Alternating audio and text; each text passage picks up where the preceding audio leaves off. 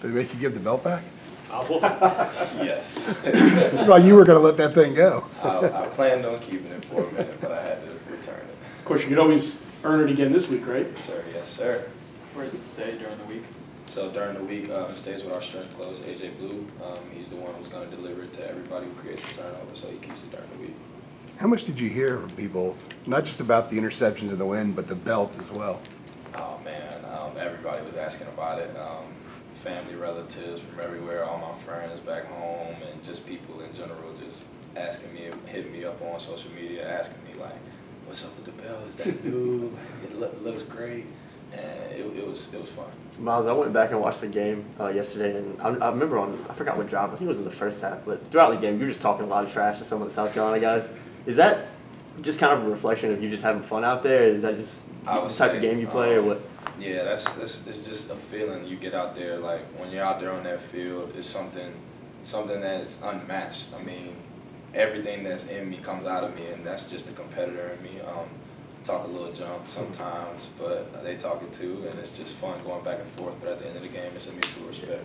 After all you guys have been through as a defense the last couple of years, what did it mean to be able to make the defensive stand at the end and to protect the lead, and to have you guys back in the back end making the plays to clinch it?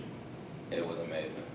Nothing less, because it was something that people judged us on for the past 2 years, talking about how our defense was bad. We've been, I think it was 29th in the country of worst defenses, something like that. So it's just amazing to go out there and do what we did at the end of the game, come in the fourth quarter and dominate.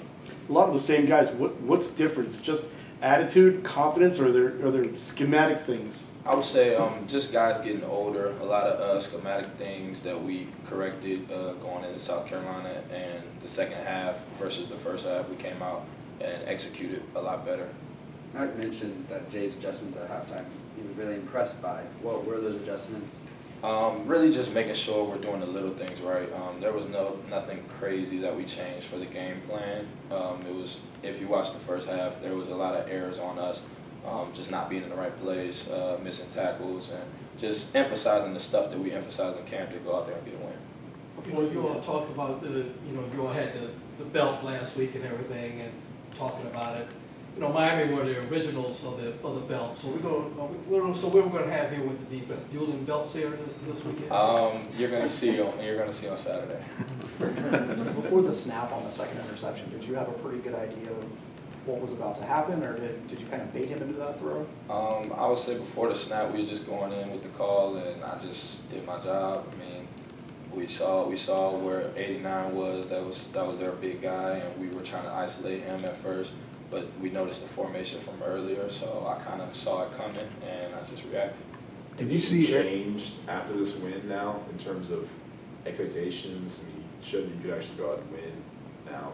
Preseason was all kind of talk. Yeah, I mean, change in general around the building? Nothing's changed on our end. I mean, I hope people around us change. They're starting to notice us. I hope they taking heed to what we got going here, but nothing's changed on our end. We're going out there trying to get a win every week.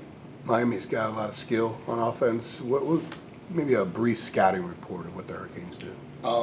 I would say they're very skilled everywhere. I mean, their running backs are good. Starting number 13, DJ Dallas, he's good. Their receiving core, Jeff Thomas, Mike Harley, their tight end, number 9, he's really good. If you watch the game in Florida, they're explosive. They do a lot of screens. Their transfer, number 2 from Buffalo, he's fast. He's a good kid. I mean, they got players. They're Miami. They've been to U. They always had players, and they're going to have players every year, so they come out, they be explosive, they make quick throws, try to get you in space, and try to make their players work. So we just have to do a great job tackling in space. We have to do a great job finding their players and knowing where they are on the field. What did you think of from the new guys that got thrown into the game maybe a little bit earlier than they had originally planned to? Awesome. They stepped up, no fear in their heart, and that's what we need. We need guys to step up like that. We need guys to be able to come off the bench and give us some time. People get tired. People get hurt. It happens. It's the game of football. So you have to have your guys on the sideline ready. How do you expect y'all to use Cameron Kelly in this game? How's he going to prep for the team? How do we expect to use him? I would say he's a great asset in every aspect of a DB. He's big. He's fast. He can run. He's smart too. It's just he's young. So we're trying to get him together, get him confidence ready, and get him ready to play in general. Is he playing more corner or safety or? He's playing both. We're all moving around still, trying to figure out where he fits because he's a young guy and he has really good ability. So I'm trying to figure out where he fits. Cool. All right, thanks, Myles. Thanks, Myles. No doubt. If anybody needs Myles,